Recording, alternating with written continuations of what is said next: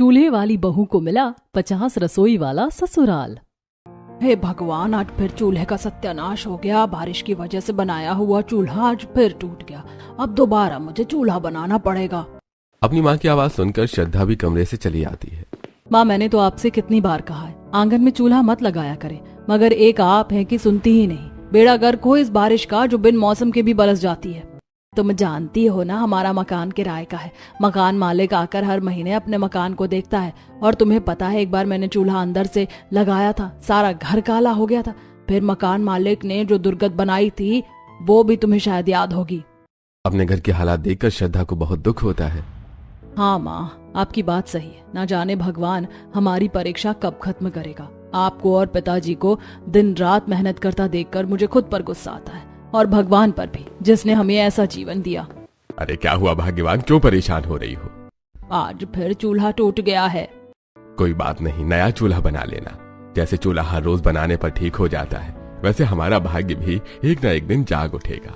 हाँ हाँ पिताजी, खुली आंखों से आप तो सपने देखिए। मैं जा रही हूँ मंदिर। श्रद्धा के पिता मनोज लाल एक दुकान पर काम करता है। सविता दिन भर मशीन चलाकर अपने पति की मदद करती है और श्रद्धा घर और रसोई को संभालती है। अरे आज क्या बनाया है खाने में? पिताजी, आपकी मनपसंद पीली दाल बनाई है। अरे वो आज तो मजा आ जाएगा खाने में। तुम्हारे हाथ की पीली दाल भी किसी नेमत से कम नहीं लगती। ऐसा स्वाद कभी तुम्हारी माँ के हाथ में भी नहीं आया। हाँ, मैं तो जो भी बनाऊं, आपको तो मेरा बनाया खाना पसंद ही नहीं आता। तुम भी बनाती हो अच्छा, मगर श्रद्धा की तो बात ही अलग है। मेरी बेटी जिस भी घर में जाएगी उस घर का भाग्य खुल जाएगा। हाँ, ये तो है। हमारी श्रद्धा तो अन्नपूर्णा है, जहाँ भी जाएगी वो घर सुखी रहेगा। बस मैं चाहती हूँ हमारी श्रद्धा को अच्छा ससुराल मिल जाए। हाँ बिल्कुल, भगवान हमारी प्रार्थना जल्दी पूरी करेगा। श्रद्धा हर रोज की तरह मंदिर आ चुकी थी। मंदिर की साफ सफाई करने के साथ साथ वो मंदिर में आए हुए सभी भक्तों की चप्पल सीधी कर रही थी। उसी दिन मंदिर में सरिता देवी भी आई थी अपनी पोती वैशाली के साथ। सरिता देवी पिछले 2 हफ्ते से श्रद्धा को मंदिर की साफ सफाई करता देखती है। तुमने देखा वैशाली, ये लड़की कितनी संस्कारों वाली है। मैं पिछले 2 हफ्तों से देख रही हूँ, ये लड़की मुझे मंदिर साफ करते हुए और लोगों की सेवा करते हुए दिखाई दे रही है। जी दादी माँ, आप सही कह रही हैं। मैं भी देख रही हूँ, ये लड़की हर हफ्ते मंदिर की साफ सफाई करने के साथ मंदिर के लोगों की भी सेवा करती है। आजकल ऐसी लड़कियाँ कहाँ होती हैं। हाँ बेटी, तुमने ठीक कहा। आजकल की लड़कियों को बस फैशन करने को दे दो। आजकल के दौर में ऐसी लड़कियाँ मिलना तो बहुत मुश्किल है। सविता देवी और वैशाली अपने घर आ जाती हैं। उसी समय अर्चना कुछ थकी हुई सी किचन से निकलती है। अर्चना का परेशान चेहरा देखकर सरिता देवी कहती है, बिट्टू की दुल्हन, तुझे क्या हुआ है? तू क्यों थकी थकी सी लग रही है? माँ जी, मैं घर की 50 रसोइयाँ संभाल कर परेशान हो चुकी हूँ। अब मुझे अकेली से ये 50 रसोइयाँ नहीं संभलती। जी दादी माँ, सबकी अलग अलग फरमाइश होती है और 50 रसोइयों में सबके अलग अलग खाना बनाकर तो मेरी तो कमर टूट चुकी है। अब इस घर में विशाल भैया की शादी हो जानी चाहिए ताकि उनकी पत्नी आकर हमारे घर की 50 रसोइयाँ संभाल सके। हाँ जी, मैं भी यही बोलना चाह रही थी, मगर मैं ये सोचकर भी परेशान हूँ कि हमारी 50 रसोइयों वाले घर में कोई भी लड़की देने के लिए राजी नहीं है। पता नहीं मेरे बेटे का क्या होगा। माँ, आप बिल्कुल ठीक कह रही हैं। हमारे घर की 50 रसोइयाँ देखकर हर कोई विशाल भैया को ना रिजेक्ट कर देता है। मुझे तो भैया की शादी की फिक्र है। बिट्टू की दुल्हन, तू परेशान ना हो, हमारे लल्ला की शादी जरूर होगी, और वो भी एक अच्छी लड़की से। मैंने अपने लल्ला के लिए बहुत संस्कारी लड़की देख रखी है। बस हमें उसके घर जाना है। लड़की हर हफ्ते मंदिर आती है, मंदिर की सफाई करने के साथ मंदिर के लोगों की सेवा भी करती है। मगर दादी माँ, क्या वो लड़की हमारे घर की 50 रसोइयाँ संभाल लेगी और उसके परिवार वाले हमारे घर उसका रिश्ता देने के लिए तैयार हो जाएंगे? अरे तो फिक्र मत कर, अमीर घराने के लोग देखकर उस लड़की की माता पिता राजी हो जाएंगे, और फिर हमारे लल्ला में कौन सी कमी है भला। ठीक है माँ जी, आप कह रही हैं तो हम उस लड़की का रिश्ता लेकर चले जाते हैं। सरिता देवी और उसका पूरा परिवार श्रद्धा के बारे में पता करके उसके घर पहुंच जाता है। सविता के घर के सामने इतनी महंगी गाड़ियां रुकता देखकर सविता की दोनों पड़ोसन हैरान हो जाती हैं। ए कविता, ये देख सविता के घर कौन आया है। हाँ देखो, गाड़ियाँ कितनी महंगी लग रही हैं। इतने अमीर लोग इस सविता के घर देखकर मुझे तो दाल में कुछ काला लग रहा है। चल चल कर पता करते हैं आखिर मामला क्या है। इतनी अमीर लोगों का इन फटीचर लोगों के घर आना कोई आम बात नहीं हो सकती। सविता जो अपने घर का काम कर रही थी वो अपने घर में इतने अमीर लोगों को देखकर हैरान हो जाती है। कौन है आप लोग? माफ करना, मैंने आपको पहचाना नहीं। हम यहाँ आपकी बेटी श्रद्धा का रिश्ता लेने के लिए आए हैं। मैं हर हफ्ते मंदिर जाती हूँ। मैंने मंदिर में आपकी बेटी को मंदिर की साफ सफाई करते देखा है और लोगों की सेवा करते हुए देखा है। उसी समय हमें आपकी श्रद्धा पसंद आ चुकी थी। हमें अपने लल्ला के लिए ऐसी संस्कारी बहू चाहिए। हम आपकी बेटी को बहुत प्यार से रखेंगे। मगर माँ जी, हम लोग तो बहुत गरीब हैं। हम भला आपकी क्या बराबरी कर सकते हैं, और रिश्ते तो अपनी बराबरी के लोगों में किए जाते हैं। भाई साहब, ऐसी कोई बात नहीं है। लड़की हमें संस्कारी चाहिए, बाकी उसके अमीर गरीब होने से कोई फर्क नहीं पड़ता। और हमें उम्मीद है श्रद्धा हमारे घर 50 रसोइयां संभाल लेगी। यह तो हमारी खुशकिस्मती है कि हमारी श्रद्धा के लिए इतने बड़े परिवार से रिश्ता आया है। अरे भाग्यवान, सबको मिठाई तो खिलाओ। श्रद्धा को शगुन के पैसे और मिठाइयां देकर सरिता देवी का परिवार चला जाता है। तभी दोनों पड़ोसन सविता के घर चली आती हैं।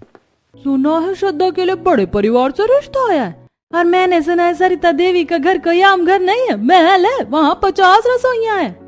मेरी श्रद्धा तो बहुत भाग्यशाली है जो उसे इतना अच्छा ससुराल मिला है। मैंने भी सुना है श्रद्धा का होने वाला ससुराल 50 रसोइयों वाला है, और मेरी श्रद्धा तो बहुत गुणवान है, वो सब संभाल लेगी। धीरे धीरे समय बीतता जाता है। श्रद्धा की शादी का समय आ जाता है। श्रद्धा और विशाल की शादी हो जाती है। श्रद्धा विदा होकर अपने ससुराल चली आती है। बहू, अपने सीधे पैर से कलश गिराओ और घर में प्रवेश करो। मेरा लल्ला तो बहुत भाग्यवान है जो उसे इतनी संस्कारी पत्नी मिली है। हाँ, विशाल भैया तो बहुत ज्यादा खुशकिस्मत है। मैंने सुना है देवरानी जी बहुत अच्छा खाना बनाती है, और देवरानी जी कल से 50 रसोइयों की जिम्मेदारी आपकी है। पिछले 10 सालों से अपने घर की 50 रसोइयां संभाल करके मैं तो थक चुकी हूँ। कल से आपकी बारी है। अब इस महल जैसे घर की 50 रसोइयां कल से आप संभालेंगी। अब तो हमारे घर की सारी परेशानी दूर हो चुकी है। श्रद्धा भाभी जो आ गई है 50 रसोइयां संभालने के लिए। हाँ, तुमने ठीक कहा वेदिका, कल से 50 रसोइयों की जिम्मेदारी श्रद्धा बहू की है। ये सभी घर वाले क्या कह रहे हैं? भला 50 रसोइयां एक घर में कैसे हो सकती हैं?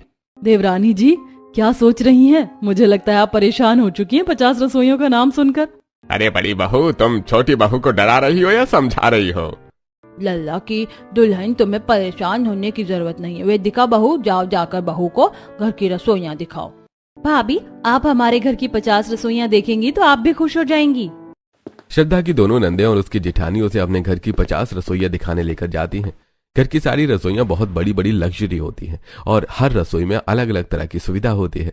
कोई रसोई संगमरमर की बनी हुई थी तो किसी को मिट्टी से बनाया गया था, तो एक रसोई सिर्फ गिलास से बनी हुई थी। भाभी, ये रसोई सिर्फ चिकन और मटन बनाने के लिए इस्तेमाल की जाती है।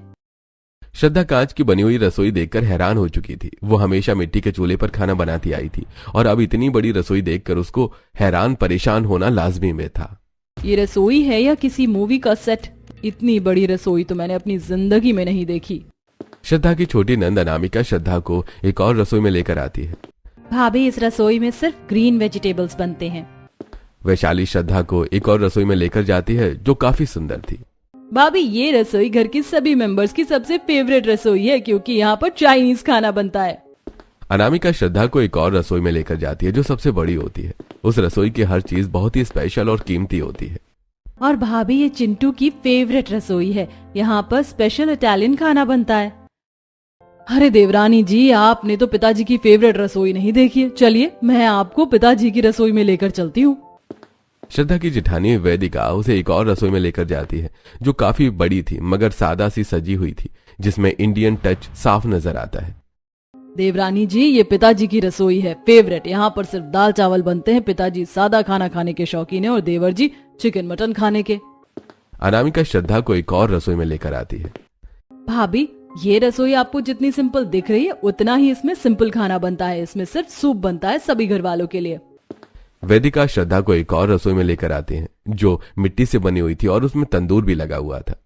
श्रद्धा, ये है रसोई घर की सबसे स्पेशल रसोई।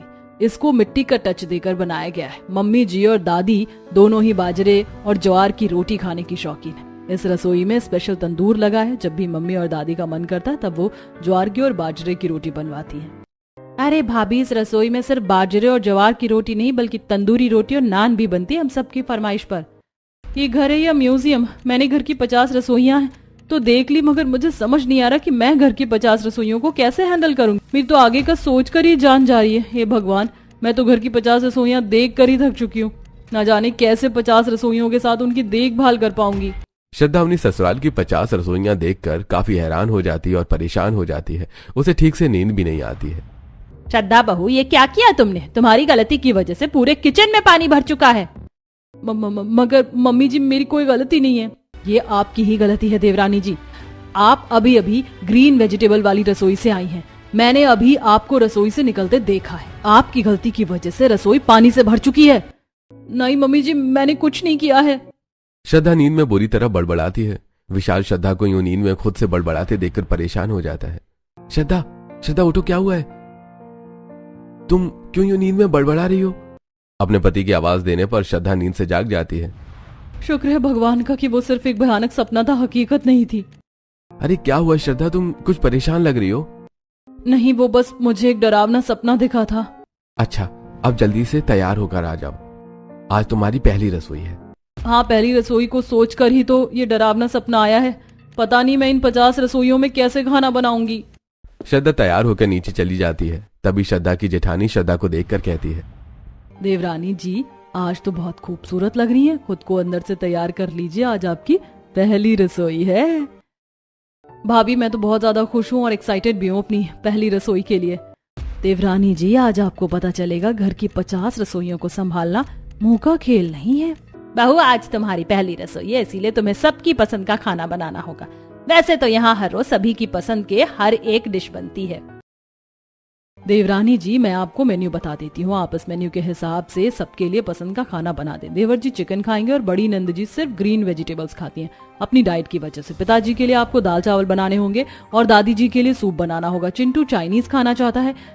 देवरानी जी, ध्यान से मेन्यू देख लीजिए ताकि फिर बाद में भूल ना जाएं। जेठानी जी, आप परेशान ना हो, मैं अच्छे से सारा खाना बना लूंगी। श्रद्धा अपनी जेठानी को तसल्ली देकर खाना बनाने के लिए किचन में चली जाती है, मगर असल दुख तक तो अलग अलग किचन में खाना बनाने पर बनती है। एक किचन में श्रद्धा अपने देवर के लिए चिकन बना लेती है, दूसरे किचन में श्रद्धा चाइनीज खाना बनाती है, तीसरी किचन में सूप बनाती है, चौथे किचन में अपनी नंद के लिए मिक्स वेज बनाती है। अलग अलग किचन के चक्कर मारकर श्रद्धा को खाना बनाने में काफी टाइम हो जाता है और वो काफी थक जाती है। बहू, ये क्या? तुमने तो पहली रसोई में इतना टाइम कर दिया है। हाँ भाभी, भूख के मारे मेरे पेट में चूहे दौड़ रहे हैं। बिल्कुल भाभी, बहुत बुरी तरह भूख लगी है। आपकी वजह से मुझे कॉलेज में भी जाने में देर हो चुकी है। हाँ बहू, यह कोई टाइम है खाना बनाने का? मुझे खाना वक्त भी चाहिए होता है रोज। देखो, हमारा लल्ला भी बिना खाए चला गया तुम्हारी वजह से।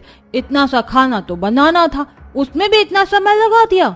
सॉरी दादी माँ, सॉरी माँ जी, नेक्स्ट टाइम ऐसा नहीं होगा।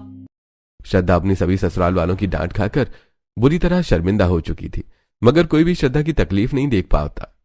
श्रद्धा अलग अलग किचन के चक्कर लगाकर बुरी तरह से चूर हो जाती है, मगर किसी से एक शब्द नहीं कहती। दूसरे दिन भी सभी घर वालों की फरमाइश शुरू हो जाती है। देवर जी, आज क्या खाना पसंद करेंगे आप खाने में? भाभी, मैं तो सिर्फ मटन और चिकन ही लेता हूँ। अब मेरे लिए स्पेशल चिकन तंदूरी और चिकन टिक्का बना दो। अरे ये तो बहुत आसान है, मैं बहुत टेस्टी चिकन तंदूरी बनाती हूँ देवर जी। हाँ, आपके लिए मैं अच्छा सा बनाऊंगी। श्रद्धा को लगा था आज एक दो डिश में सबका खाना हो जाएगा, मगर घर में सबकी अलग अलग फरमाइश शुरू हो गई थी।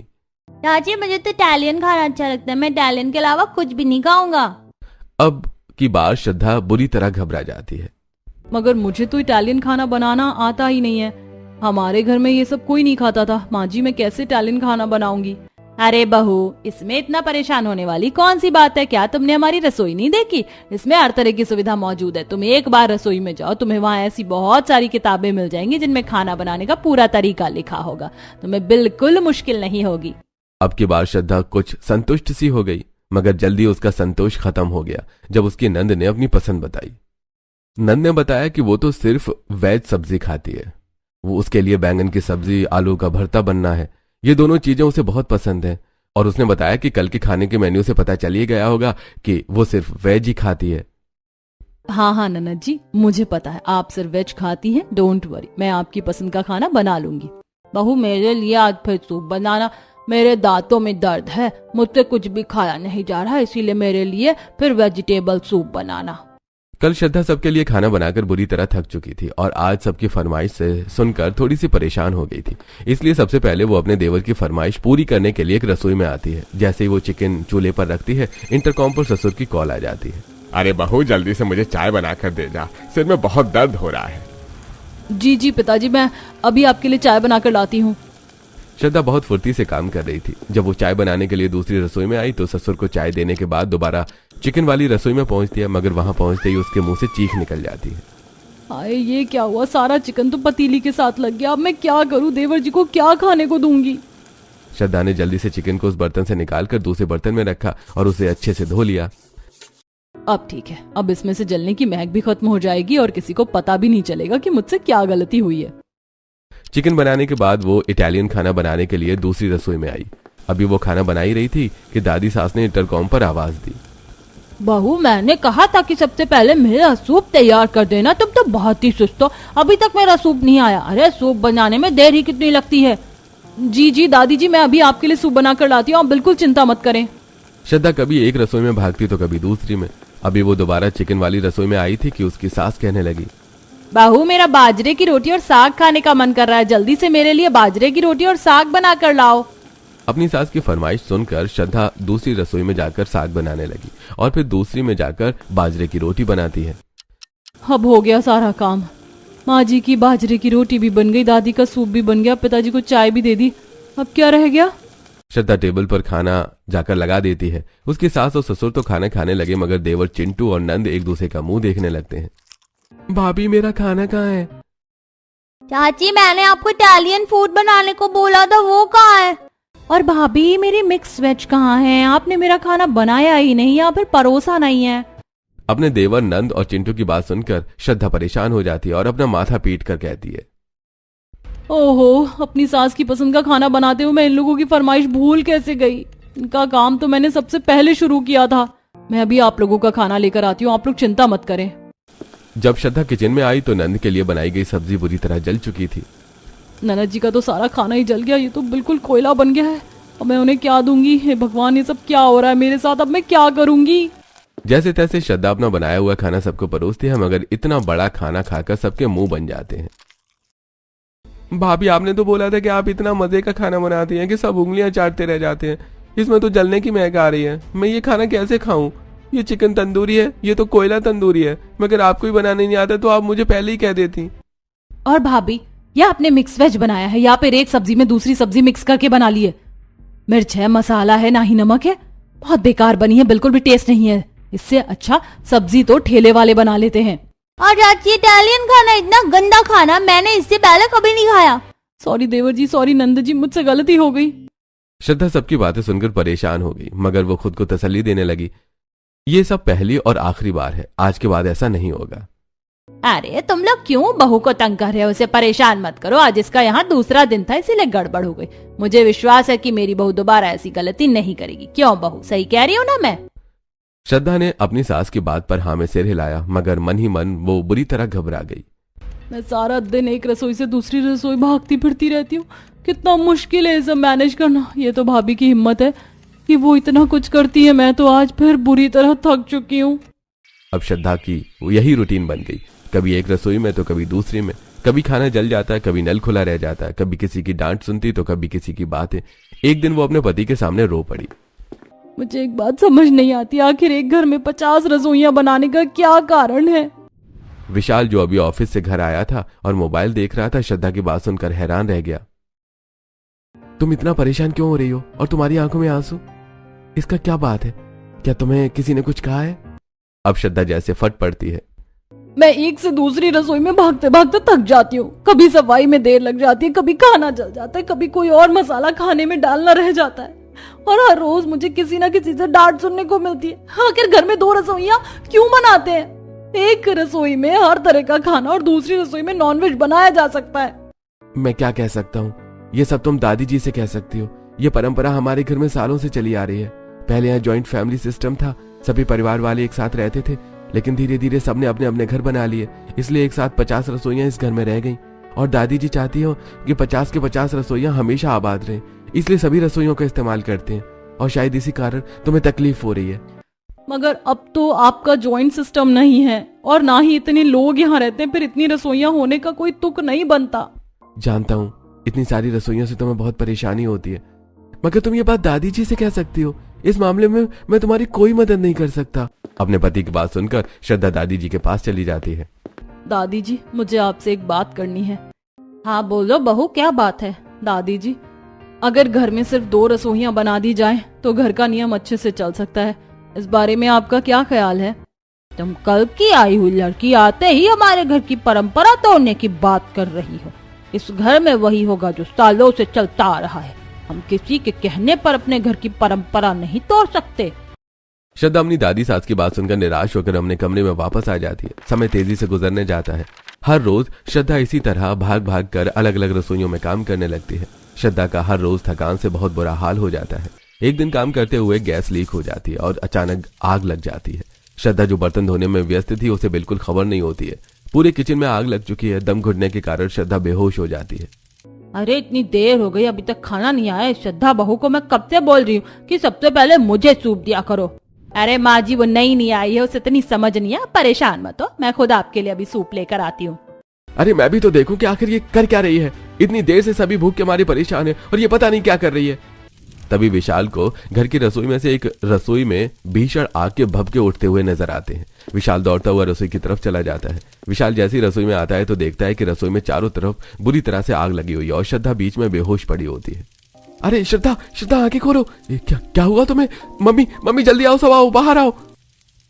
विशाल की आवाज देने पर सभी घर वाले वहां चले आते हैं। विशाल सुमित की मदद से किचन में लगी आग को बुझाता है और अर्चना डॉक्टर को बुलाती है। भगवान का शुक्र है कि तुम लोग जल्दी रसोई में चले गए, वरना न जाने क्या हो जाता। देखिए, परेशान होने की जरूरत नहीं है। आपकी बहू बिल्कुल ठीक है। शुक्र करिए कि सिर्फ उनका पांव जला है, ज्यादा नहीं जली, वरना मसला बन जाता। पुलिस केस भी बन सकता था। सभी घर वाले डॉक्टर की बात सुनकर परेशान हो जाते हैं और श्रद्धा के बेड के पास खड़े हो जाते हैं। कुछ देर में श्रद्धा को होश आ जाता है।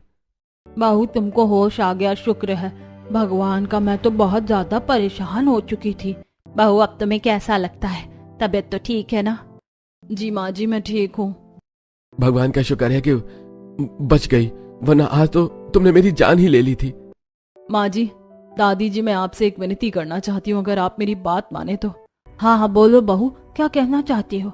माँ जी, घर में 50 रसोइयाँ बनाने का कोई तुक नहीं बनता। जब घर में इतने कम लोग हैं जिनका खाना 2 रसोइयों में बन सकता है, तो उसके लिए 50 रसोइयाँ क्यों रखना? मैं सारा दिन एक रसोई से दूसरी रसोई में भागते हुए थक जाती हूँ और ये हादसा भी इसी वजह से हुआ है। अगर मैं एक ही रसोई में खाना बना रही होती तो ये हादसा ना होता। माँ जी, दादी जी, बस मैं चाहती हूँ कि घर में एक नॉन वेज और वेज खाने के लिए रसोई रहे। बाकी की रसोइयों को हम रूम्स में भी कन्वर्ट कर सकते हैं। हाँ बहू, तुम ठीक कह रही हो।